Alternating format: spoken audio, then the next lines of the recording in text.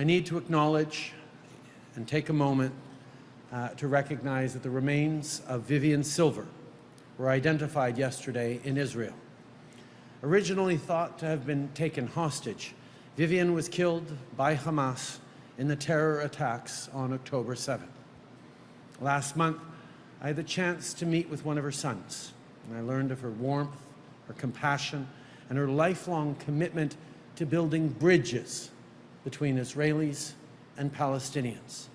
Vivian dedicated her life to peace, and a bright light was extinguished on October 7th.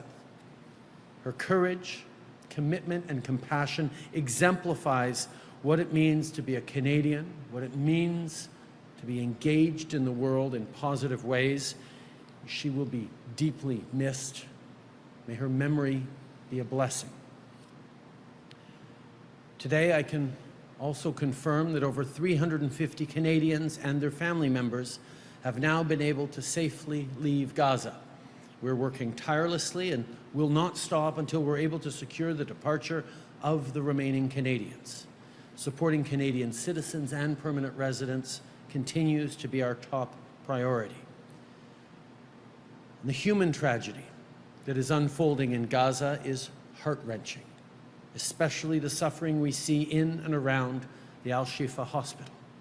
I have been clear that the price of justice cannot be the continued suffering of all Palestinian civilians. Even wars have rules. All innocent life is equal in worth, Israeli and Palestinian. I urge the government of Israel to exercise maximum restraint. As the world is watching, on TV, on social media, we're hearing the testimonies of doctors, family members, survivors, kids who've lost their parents. The world is witnessing this, the killing of women and children, of babies. This has to stop. J'exhorte le gouvernement d'Israël à faire preuve de la plus grande retenue. La mort de femmes, d'enfants, de bébés doit arrêter. For weeks, we've been calling now for a sustained humanitarian pause and unimpeded access to humanitarian aid for Palestinian civilians. We're all deeply concerned about reports that the UN may not be able to provide continued assistance. And Hamas needs to stop using Palestinians as human shields. They need to release all hostages immediately and unconditionally. Hamas has said that they would commit horrors like October 7th over and over again. The same violent attack that killed so many civilians, including Vivian Silver. So right now, we need the violence to stop urgently, so that Palestinians can get access to life-saving medical services, food, fuel, and water, so that all hostages can be released, and so that all Canadians and other nationals can leave Gaza.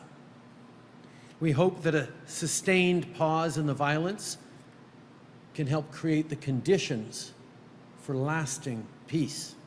A peace where, through renewed efforts to achieve a two-state solution, Israelis and Palestinians can live side by side in dignity and security. Et en terminant à propos du conflit au Proche-Orient, je veux revenir sur ce qu'on a vu ici, au Canada, dans ces derniers jours. Les attaques antisémites à Montréal, entre autres, sont absolument inacceptables. The terrifying acts of anti-Semitic violence in Montreal, my other hometown, or elsewhere across this country, needs to stop. No parent should ever have to tell their child that their school was shot at. No rabbi should have to explain to their congregation that their synagogue was attacked. Anti-Semitism in any form is unacceptable everywhere.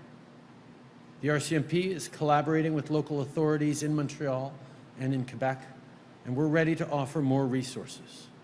Dans ces temps difficiles, on ne peut pas oublier qui nous sommes, on ne peut pas oublier nos valeurs. On doit être là les uns pour les autres.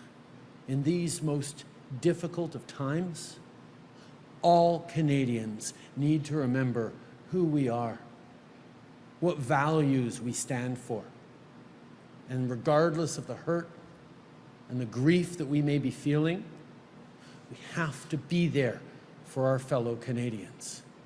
It's the only way we make through this, not just as a country, but as a world, by remembering who we are.